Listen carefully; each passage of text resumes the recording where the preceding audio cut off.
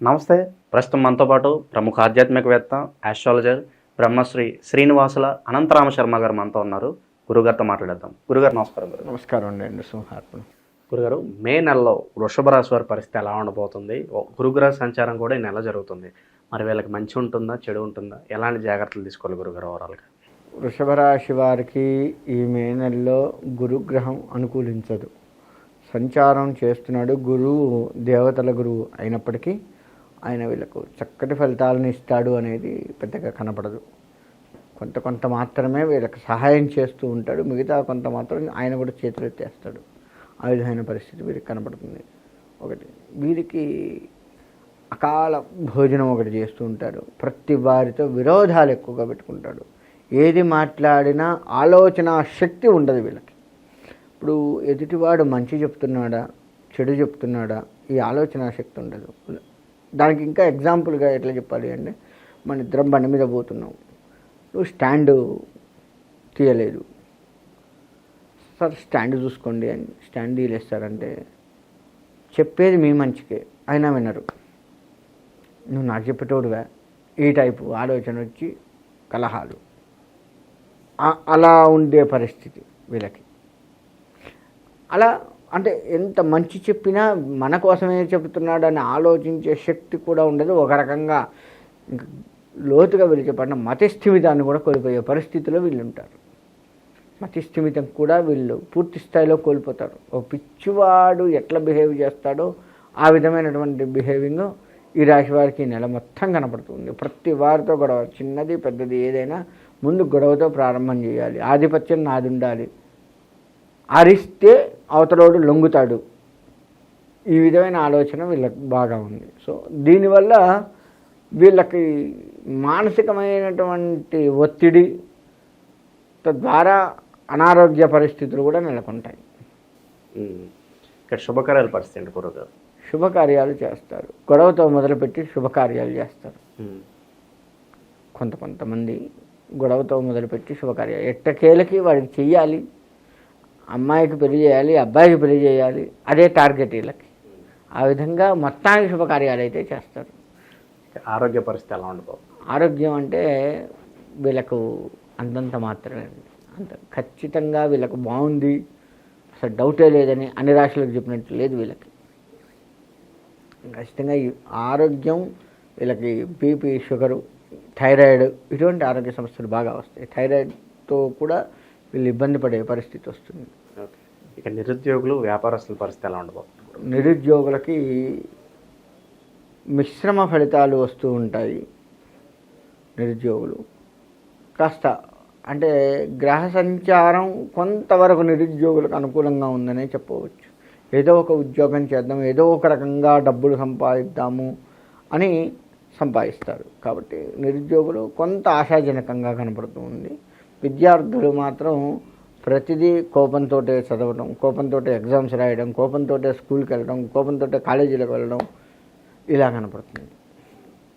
ఏదన్నా ఈ యొక్క విద్యార్థులు మొట్టమొదట కోపాన్ని తగ్గించుకొని ప్రశాంతమైన జీవితాన్ని ఈ నెల అలవర్చుకుంటే బాగుంటుంది. ఎలాంటి వ్యాపారాలు బాగా కలిసి వస్తాయి అంటారు? పార్ట్నర్షిప్ బిజినెస్లో మరి ఏమన్నా సూచిస్తున్నాయి వాళ్ళకి? ఈ పార్ట్నర్షిప్ అంటే బాగుంటుంది. ఆదాయానికి లోటు ఉండదు వీళ్ళకి. ఈ రాశి వారు మొత్తానికి ఆదాయానికి లోటు ఉండదు. ఖర్చు కొంత వీళ్ళ కోపం వల్ల ఖర్చు పెట్టుకుంటున్నా బాగుంటుంది. వీళ్ళకి ఎంత కోపం ఉన్నా వీళ్ళ పార్ట్నర్, అర్థం చేసుకునే పార్ట్నర్ దొరుకుతాడు. తద్వారా వ్యాపార విషయంలో పిచ్చోడా అరవకురా నేనున్నాగా అని చెప్పి సర్ది చెప్పి, వాడికంటే వీడు ఎక్కువ అరిచి వాడిని కాస్త తగ్గించి ఈ లాభాలను వీడు తీసుకొచ్చి వాడి చేతిలో పెడతాడు. తను లాభపడతాడు.